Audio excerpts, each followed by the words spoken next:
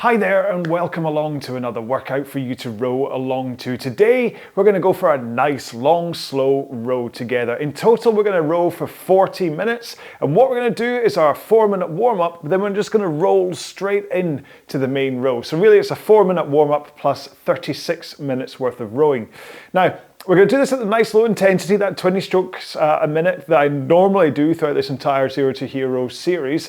But when it comes to intensity, I want you to kind of choose how you're going to do this depending on how you feel. You can either lock in to a single pace the entire way through, or you can look at heart rate or intensity, and if it starts to get to a point when you're like, this is getting a bit tough, bearing in mind it is a 40-minute row, so you're probably going to get there. If you want to back off a little bit to keep the intensity low, then please do. I'll talk to you a little bit about why we're going to do it that way during the main row. There's just no point me talking to you about it now because let's get rowing, all right? So before we get into our 4-minute warm-up, we need to set up our machines. And on an Aviron, that means getting your resistance to where you want it to be. And if you're using the Concept 2 Aviron app, set your drag factor to wherever you would normally have it. In both cases, what you're looking for is a nice feel from the stroke. You feel connected to it, but you don't have to heave against it in order to get the machine moving. Next up, let's go to our foot stretchers and set them to a height which will allow you to come into the front of the machine with your shins in a vertical position comfortably. If you're set too high, it can get a bit tough to get there. If you're set too low, then it's easy to go past that vertical point, and what happens is your backside scoots away from underneath you, you lose power, and sometimes that can lead to kind of some discomfort through your shoulders and stuff because you don't connect properly. Again, I'll talk to you about that in our main row.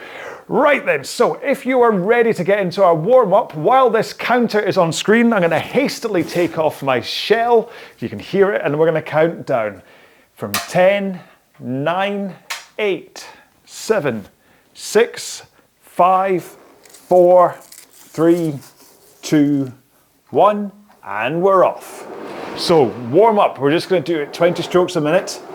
So basically the entire workout today we're going to do down at 20. But I just want, from an intensity point of view, that this is a very light row. All I want you to do is work on the timing of the connection between pushing your feet into the foot plates and your hands connecting to the machine.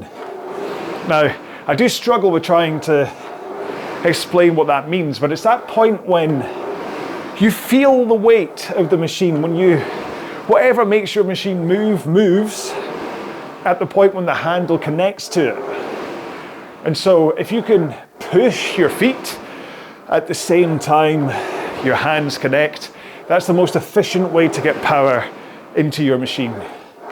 And what we're going to do is in 2 strokes time, we're going to push just a little bit harder. Here we go then. So what you're searching for here is a 5 out of 10 effort intensity, which is pretty much what you're going to be rowing at in our main session today, once we take it up to that full 36 minutes worth of rowing. So it's an intensity where you start to feel you're getting out of breath, your heart rate will be climbing, and it'll feel kind of around about the same amount of work as if you were walking up a hill or constant flight of stairs. So you know you're exercising, but you're not panting and like rolling around on the floor in overexertion. Okay, 2 more strokes, and I'm going to put 1 foot on the ground. So, unstrap, 1 foot on the ground, continue rowing. And what this is doing is it's helping you get in to that shins vertical slide into the front of the machine, but it's also helping with your posture and that forwards tilt into the front and that backwards tilt into the back. Let's swap feet. Can't do a backwards tilt into the front, that would be weird. Okay, swap feet and we'll do the same thing with the other leg. So roll in until your shin is vertical and then hold that forwards tilt, push with the leg that's strapped in, and then only towards the back do you swing your back and pull in your arms. but we're going to work on that after this stroke. So put your foot back in, so both feet are in, legs nice and straight, and row with your back and arms. Okay, so you take up the strain of the stroke by swinging your back first, and then you pull your arms at the back of the stroke. Then you release your arms away from you and rock forwards over your hips. And that's an important part of the stroke, as is what we're going to do next. So let's roll into the front, forwards tilt, straight arms, and push out with just your legs. Now, I want to do the main session today strapless, which is feet out with the straps. So I have to work out how to do that in amongst rowing. There we go, there's one out. Okay, can I get the other one out? No. Oh no, I'm caught. There we go. Okay, so here we go. Straight into the main session. Oh, this is not the most comfortable thing with my feet on top of the Velcro now. I'll be fine. I'll get used to it. So, 20 strokes a minute, and the pace or intensity that you are looking for is kind of the same that we were rowing at in the second minute of the warm-up. So, kind of as though you were walking, taking just a normal walk up a hill. I'm not power walking up the hill, I'm just walking up it. Or say I work in the ground floor of an office building and Brenda on the 8th floor has just asked for a printout of this year's summary. I don't know what I'm on about there. I don't work in offices. But the lift is broken. So you have to walk up the stairs. Is that better? I think that's better with the feet. So you have to walk up the stairs, so 8th flight of stairs. By the time you get to the top of the 8th flight of stairs, you're going to be out of breath. Your heart rate will be up. But you're not going to have to kind of go for a 20-minute stretching session and a shower and a protein shake at the end of such an effort. You'll just be like, whew, that was a bit far. Can we fix the lift, please?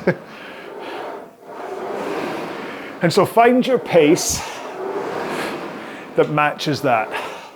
Hopefully, well, two things that I'm hoping will have happened over the course of the Zero to Hero series.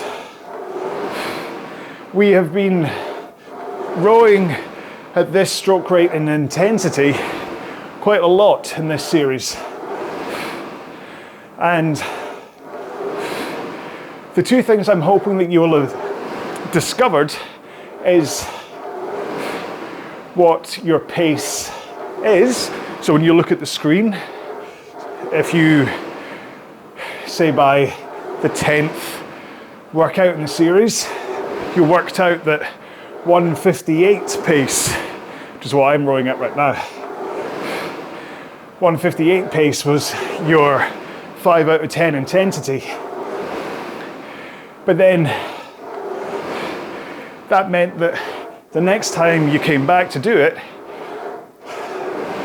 you know that rather than going through the whole, heart rate going up and walking up a flight of stairs and whatever, that you just had to dial it in to 1:58 pace, and instantly you hit that intensity. But the other thing that will have happened is that over the course of this series, as your fitness and strength has increased, you'll probably have found that you can now go a few seconds faster than your starting 5 out of 10 pace. So again, say on the 4th session, you were down at 2:10 pace. Maybe now that we're up at the 30th session or workout in this series,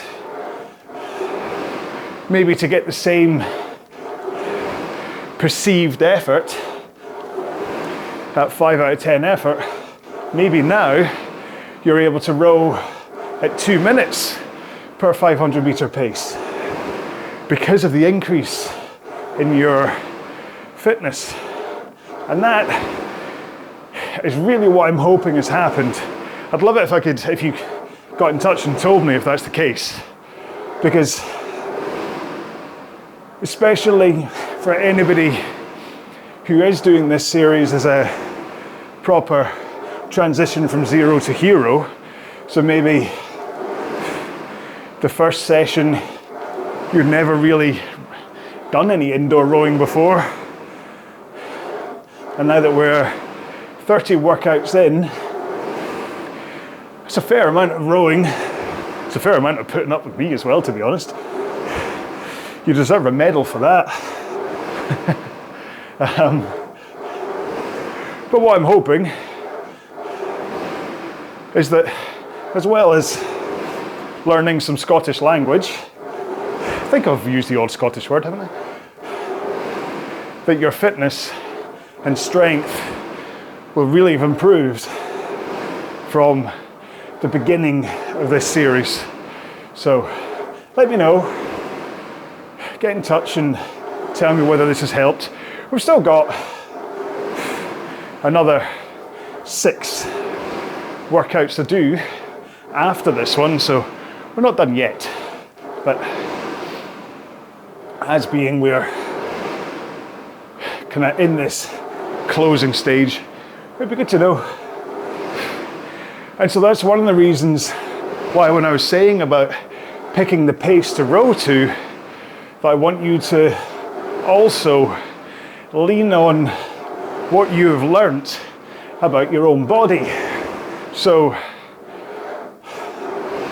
there's a chance that today's 40-minute row may be the longest that you have ever done in one session. Like maybe you've done in total similar, but it's been with rest. It's been like sorry, my microphone's messing with me today. That's why I keep on tickling myself. I don't have fleas.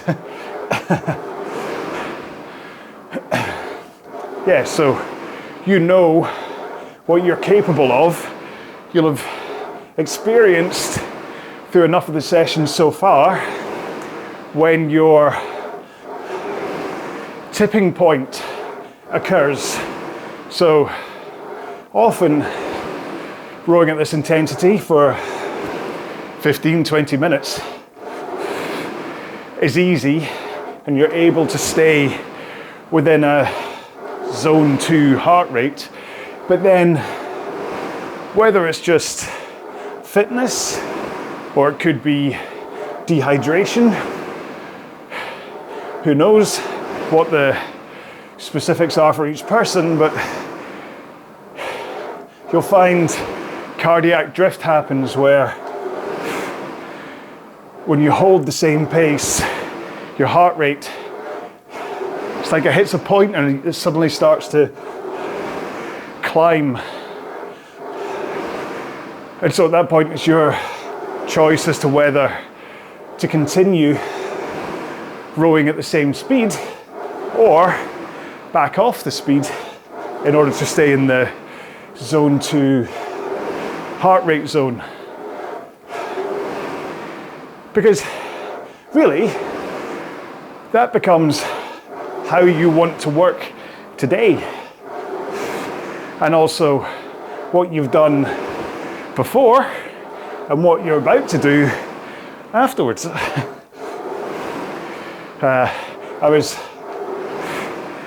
I saw, I think it's one of those just internet memes, but it was saying about Don't focus on what's happened before,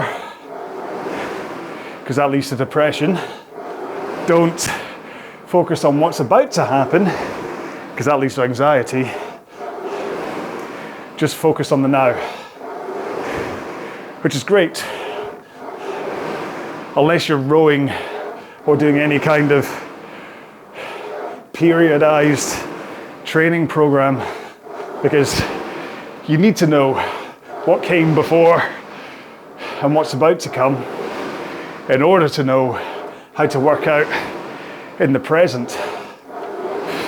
So for me, I'm keeping this nice and low intensity. I'm just going to hold 158 the whole way through, knowing that that will keep me in zone 2 for, in my case, 30 minutes. Well, it'll be 34 because can't really count on warm up, can we? And then I'll just let the last 6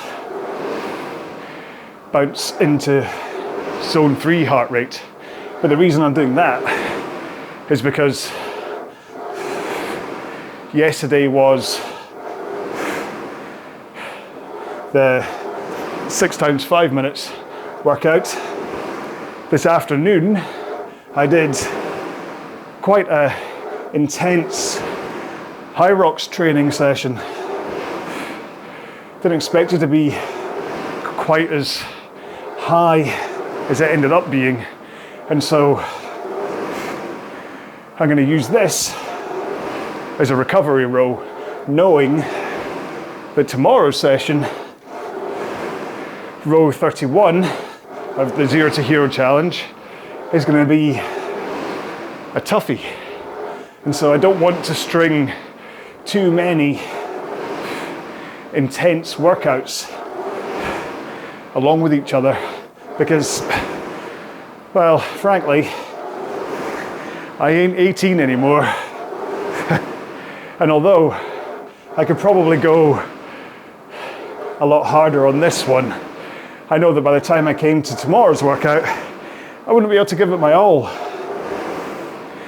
And when it comes to the tough rows, you have to be able to give it your all. If there's anything to take away from any of my training programs, it is the importance of not pushing the slow stuff in order to let you push the fast stuff. I think I've said it before, but basically, if you think about,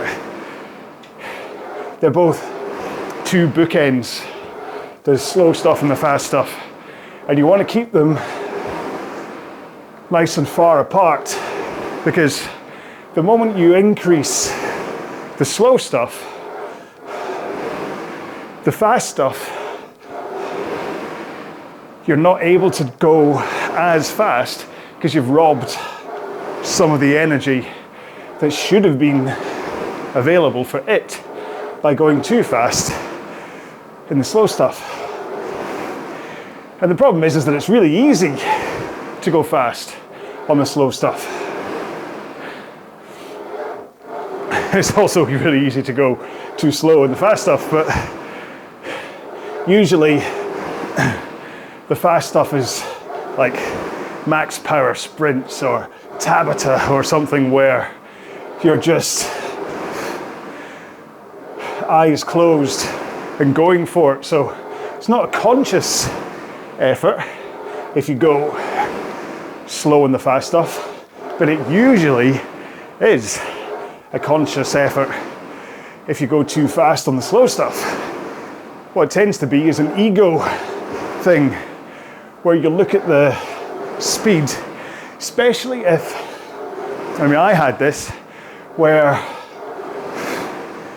my 5 out of 10 effort was 2:01 pace.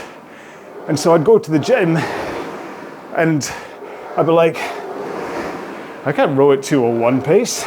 I can't have people see me row at 2 something, what would they say? Frankly, they'd say nothing. Because I hate to break this to you, but most people in the gym, they care more about themselves than they do about anybody else.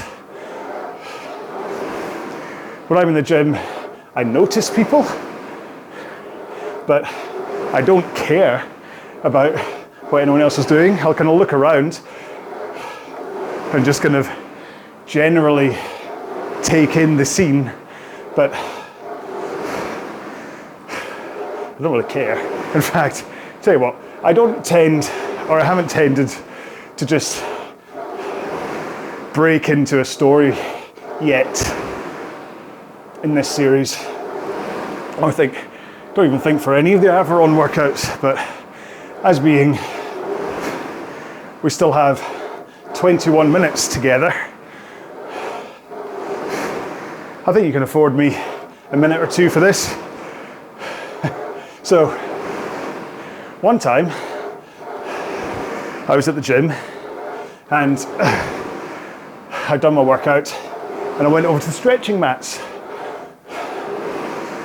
And I kind of picked a part at the back of the mats. So there was like all of the mats before the mirror. But it was just me and somebody else on the stretching mats. They were on the other side. I was on furthest away from them, as you do. And so I'm going through stretching, and then I was standing up doing, I think it was shoulders and triceps, and a girl got a figure, maybe late teens, early 20s, walked onto the stretching mats and walked all the way from the back to the front, stood right up against the mirror, literally in line with me. So between me and the mirror was this girl. Now, if I was a narcissistic 20-year-old boy, possibly I would have thought, hey, that girl is standing there because she wants me to check her out. But unfortunately, as a late 40s me, I know that I was invisible to her. She wasn't being rude. She certainly wasn't showing off.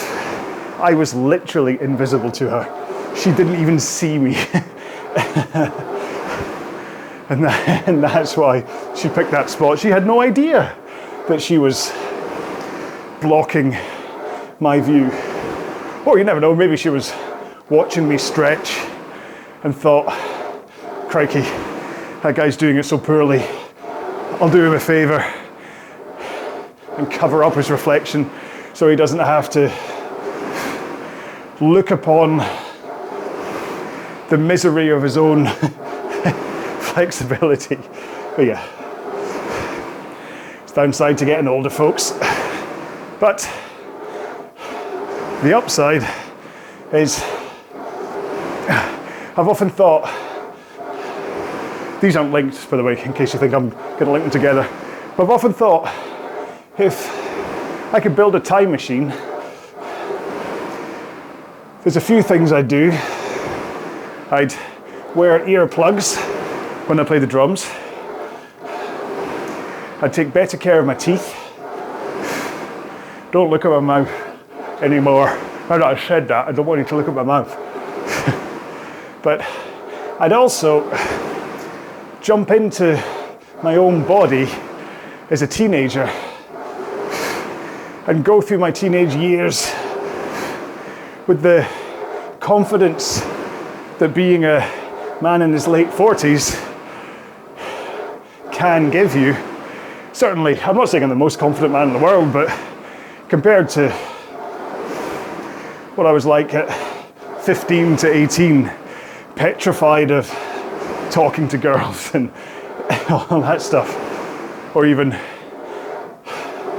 going for a job interview in a cinema and being so nervous, I start to tell him how I like to shave all my hair off. No idea why I thought that would be a good conversation. Funnily enough, I didn't get that job.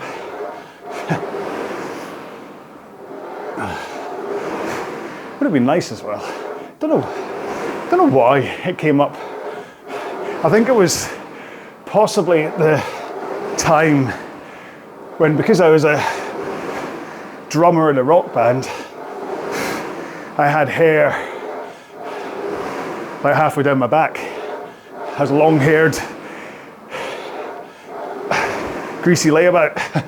I think possibly in the interview I said something along the lines of, "Oh, and don't worry about the long hair. I'm about to shave it all off." I mean, there's nothing wrong with that, but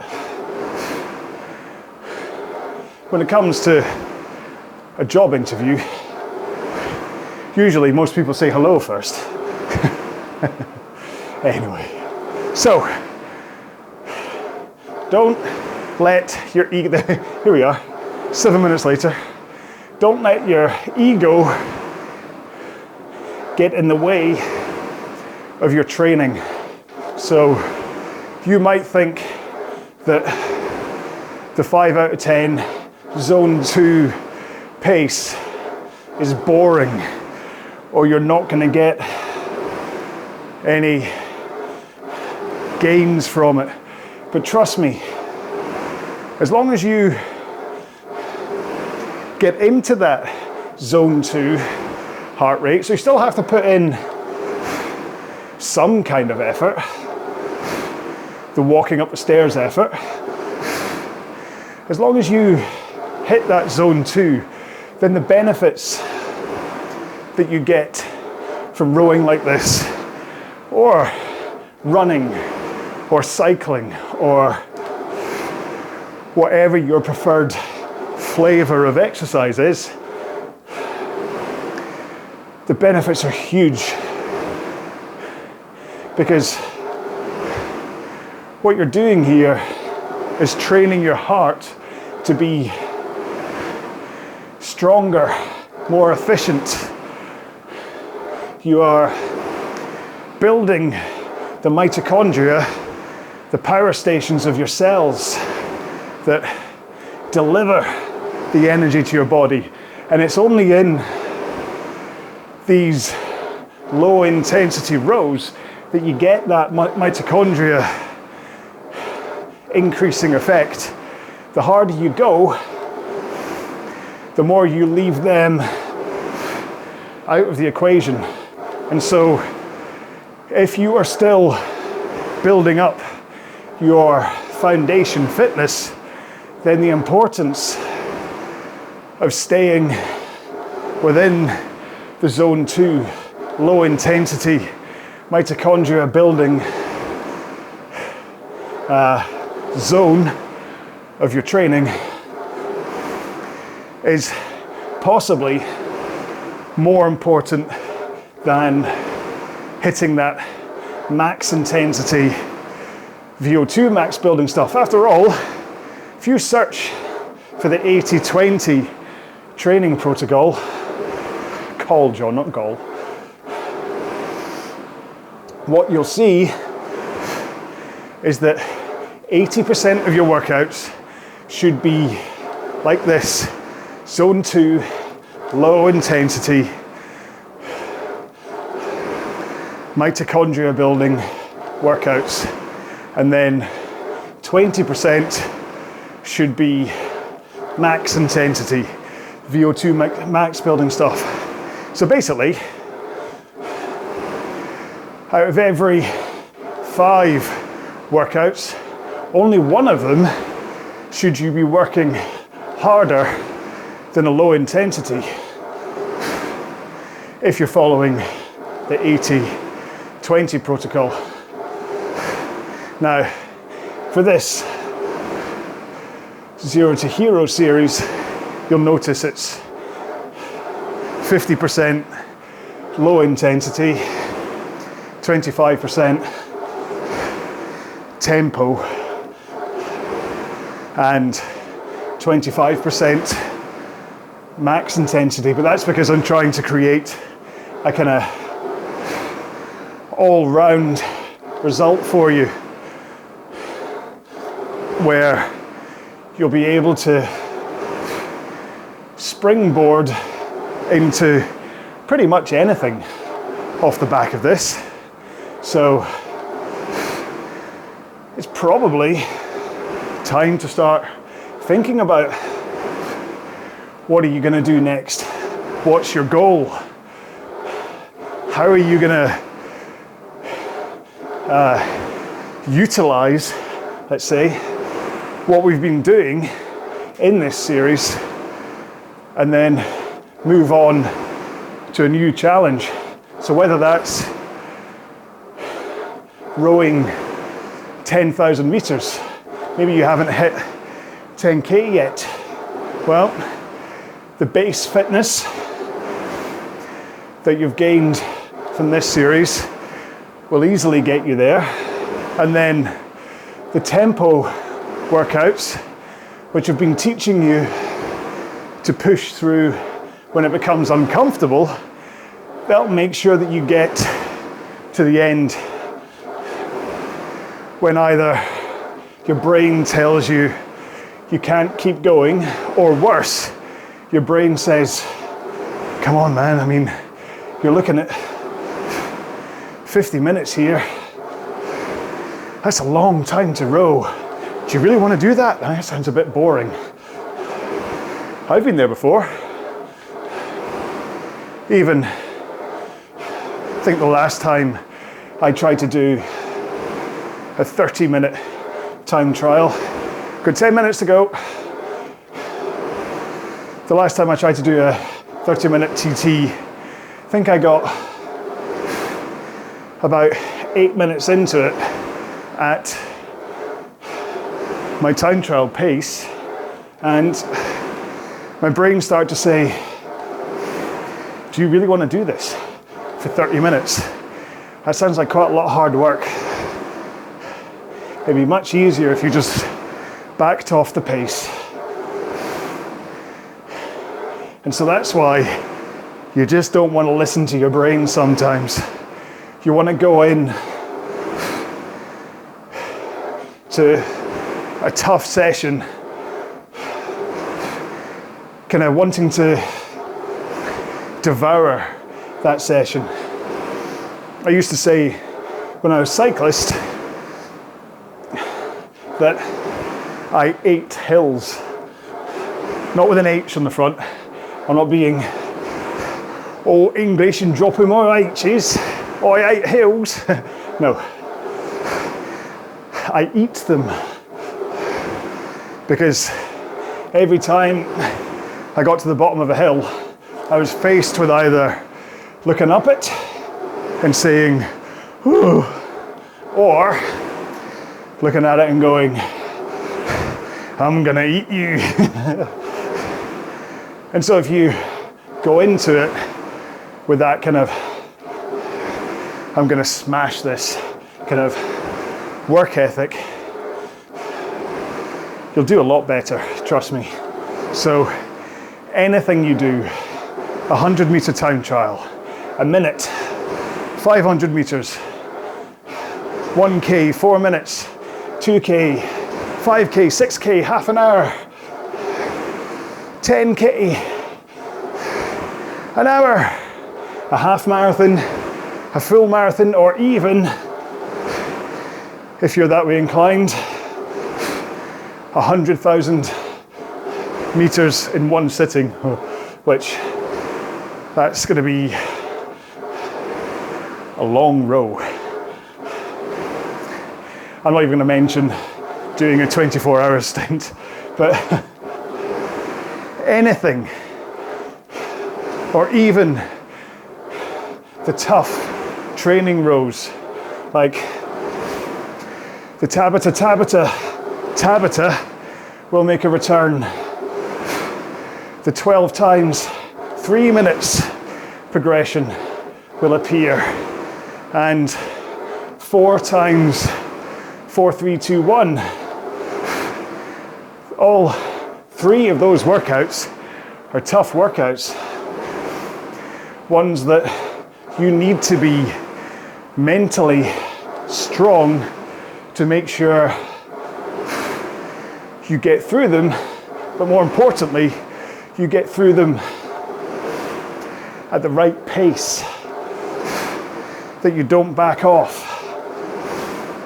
So start to think about enjoying those rows.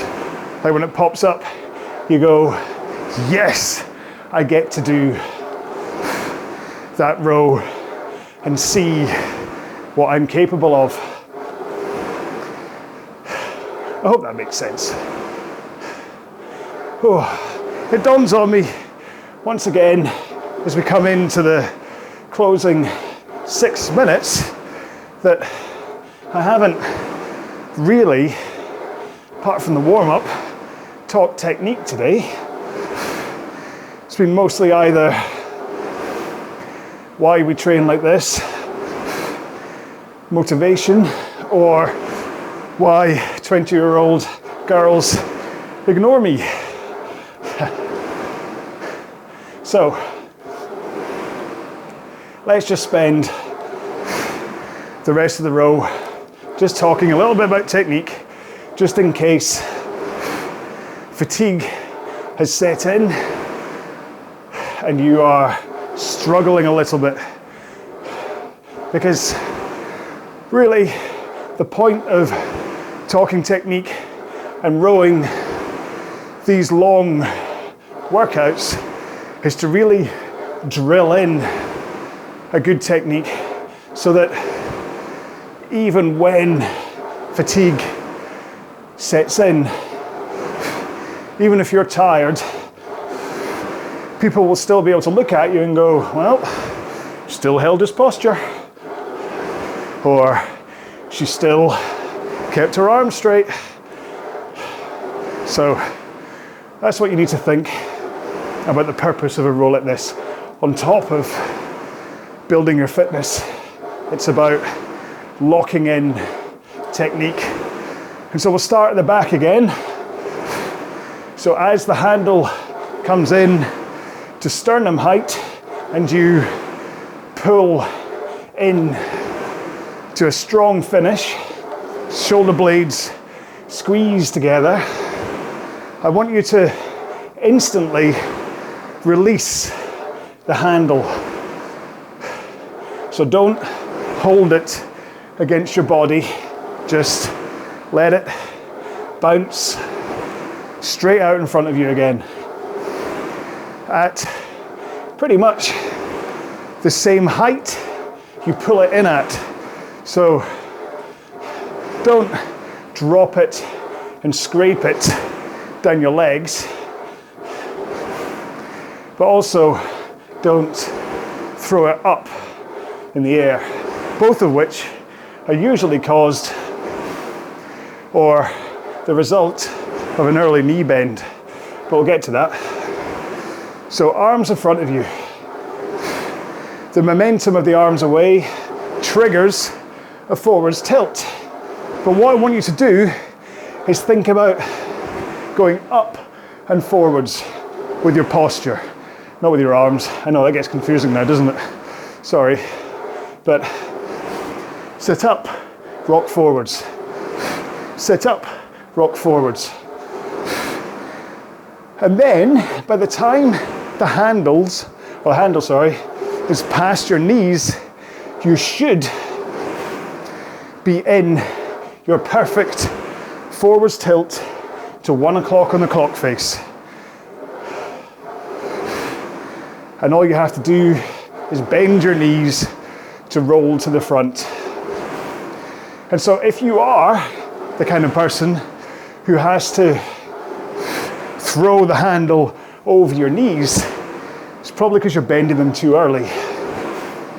And so some people, to fix that, will scrape the handle down their legs, because you can't bend your knees if you're doing this. But once you get used to it, stop it and just go back to arms straight, past your knees, body rock, before your knees bend. And so you bend your knees, roll into the front of the machine until your shins are vertical, arms still straight, upper body still tilting towards the front of the machine, and then you push the machine away with your feet, keeping arms straight, forwards tilt, and a good powerful posture. And that should send the power from your feet through your body, through your arms, into your hands, and then with fingers hooked over the handle, you should just brace against that handle as you push your legs. Then when your legs are halfway done, you swing your back, still with straight arms, but as you start that swing, that's when you finally pull in your arms. So there is an overlap of legs, arms, sorry, legs, body, arms. It doesn't go boom, boom, boom. It's very much an overlap, but it still is legs, body, then arms. And then at the back of the stroke, legs are down, feet are pointed to the front of the machine, and then pull into sternum height, squeeze shoulder blades together. Look at that, got it all done, bang on 40 minutes. So, just continue moving, just to ease things off. And the last thing I'd say is, I didn't quite explain the whole feet out the straps thing, but the point of that is that you need to have a good technique to row with your feet out the straps, or at least you can't have a bad technique. Let's put it more that way. I'm not saying I've got a great technique, but you can't tug yourself forwards because your feet aren't in the straps. So you have to have a good posture and a good core at the back, arms away in the forwards rock, in order to give yourself the momentum to just bend your knees to roll to the front. So I'm not stopping myself at the back with my feet, and I'm not tugging myself forwards with my feet. I'm just using all of the power going into the machine, so there's no momentum sending me backwards, and then the momentum of arms away and forwards rock is how I get into the front again. I recommend trying it, but if you've never done it before, don't take your feet all the way out the straps. What to do is loosen them off so that if anything does go wrong and you go flying off the back, you can then quickly flick your toes up against the straps, and that will then prevent you falling off the back. Yeah, so be careful if you've never done it before, because it is a bit strange. Yeah, so there we go. Nice 40-minute row, or 36 plus 4 if you want to kind of call it that way. Perfect for me. I mean, yeah, I wouldn't say I was out of breath anymore within that kind of minute and a half of cooling down at the end of that. I've kind of body's settled down. I know that I've worked within the limits that I set myself today in terms of not exhausting myself, so I'm prepared for the row that's to come. Because that's the most important thing, is to make sure that you're working at an intensity that you can maintain what you want to do. You can go absolute max every session if you want, but trust me, eventually you're going to burn out and you'll have to take some days off and you'll start to feel guilty and all that kind of stuff. Whereas if you can surf in and out of your intensity levels, then, I mean, I know a guy who's on day, I think he's day 2200 of, he's not had a rest day, and that's what, can't even work at the maths of that. That's what's like 5 years? No, yeah, but 5 years that he's not had a day off for, because he manages the amount of intensity he puts in the machine from day to day. So that's what to do. So yeah, we're done on this session. So we are heading into, if you're on the Zero to Hero series, heading into a good old tough row in the next one. So I'm looking forward to seeing you in that one. Or you can also check out any of the other videos that I have up here, and I just talk about stuff. I mean, sometimes I do get distracted and start to talk about things like the story of me being ignored. Sometimes I'm all about technique. it's kind of a gamble, really. It depends what my mood takes me. I should really script this stuff, because I'm sitting here still making it up, trying to think, when am I going to fit in talking about a hashtag? So in fact, I'm going to do it. I'm going to break the internet. Today's hashtag is hashtag. See how funny I think I am? But yeah, so today's hashtag is just hashtag. I mean, the actual words, don't just go that strange icon twice. Oh, I've got sweat going in my eyes. I better go because I can't see. Where are you? Yeah, so thank you very, very much for joining me for this one. I will see you in another video. Until then, please take care of yourselves. Row well, be well. Bye-bye.